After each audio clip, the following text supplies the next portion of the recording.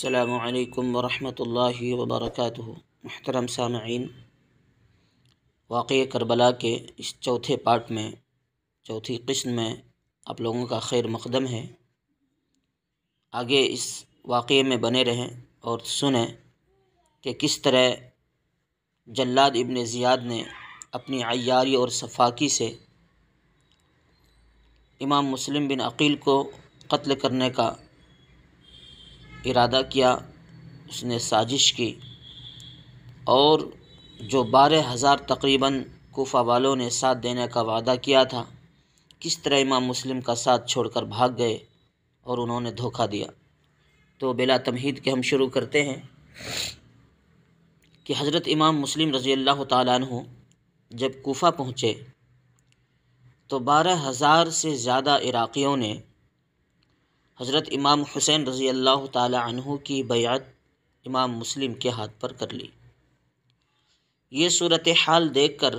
امام مسلم رضی اللہ تعالیٰ عنہ نے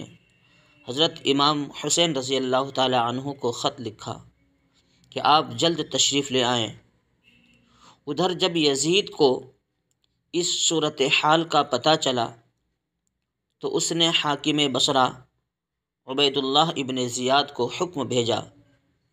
کہ وہ فوراً کوفہ پہنچ کر لوگوں کو امام حسین کی بیعت سے روکے، اور جنہوں نے بیعت کر لی ہے انہیں تنبیہ کرے۔ ابن زیاد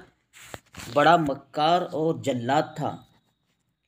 یہ ظالم جھٹ کوفہ پہنچا اور اہل کوفہ کو جمع کر کے یزید کی مخالفت سے ڈرایا، دھمکایا اور بڑے بڑے لالچ دے کر انہیں حمایت حسین سے روکا، اور سب پر اپنا رعب اور دبدبہ بٹھا دیا۔ حضرت امام مسلم رضی اللہ تعالیٰ عنہ یہ صورتحال دیکھ کر رات کو ہانی بن عروہ کے مکان میں تشریف لے گئے اور فرمایا، اے ہانی، میں یہاں غریب مسافر ہوں، تو اہل کوفہ سے خوب واقف ہے، میں تیری پناہ میں آیا ہوں، مجھے اپنے مکان میں پناہ دے۔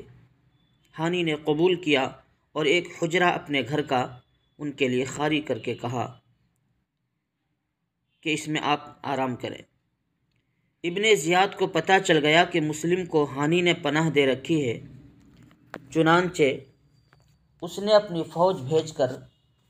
ہانی کو گرفتار کر لیا، اور اس طرح کوفہ کے دیگر رؤساء اور عمائد کو بھی قلعہ میں نظر بند کر لیا۔ حضرت امام مسلم بن عقیل رضی اللہ تعالیٰ عنہ کو اس صورتحال کا پتہ چلا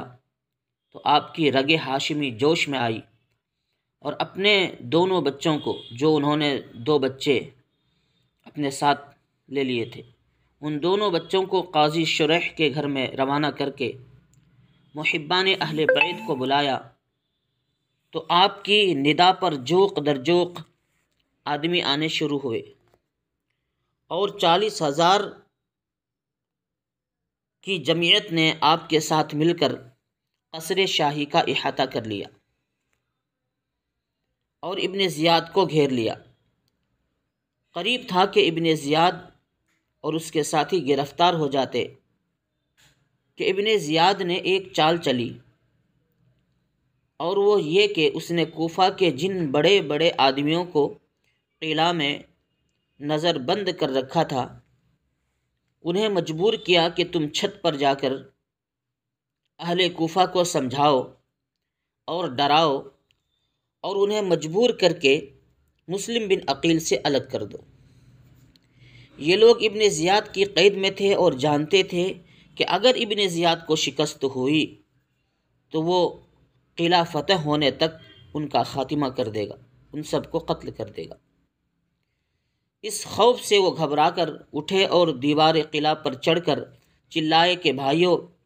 مسلم کی حمایت تمہارے لیے خطرناک ہے، حکومت تمہاری دشمن ہو جائے گی، یزید تمہارے بچے بچے کو مروا ڈالے گا، تمہارے مال لٹوا دے گا، تمہاری جاگیریں اور مکان ضبط ہو جائیں گے، اور اگر تم امام مسلم بن عقیل ہی کے ساتھ رہے تو دیکھو ہم جو ابن زیاد کی قید میں ہیں قلعہ کے اندر مارے جائیں گے، اپنے انجام پر نظر ڈالو، ہمارے حال پر رحم کرو اور اپنے گھر کو چلے جاؤ۔ ابن زیاد کا یہ حیلہ کامیاب رہا اور حضرت امام مسلم رضی اللہ تعالی عنہ کا لشکر منتشر ہونے لگا، سب بے وفائی پر اتر آئے اور حضرت امام مسلم کا ساتھ چھوڑنے لگے،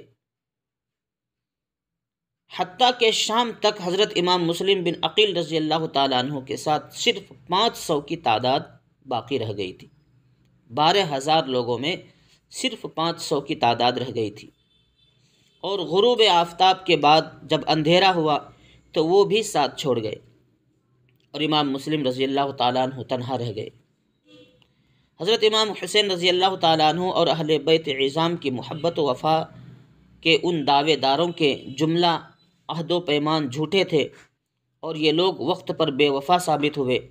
اور معلوم ہوا کہ ہر مدعی محبت اہل بیت ضروری نہیں کہ سچا ہی ہو۔ میرے محترم بزرگوں، دوستو،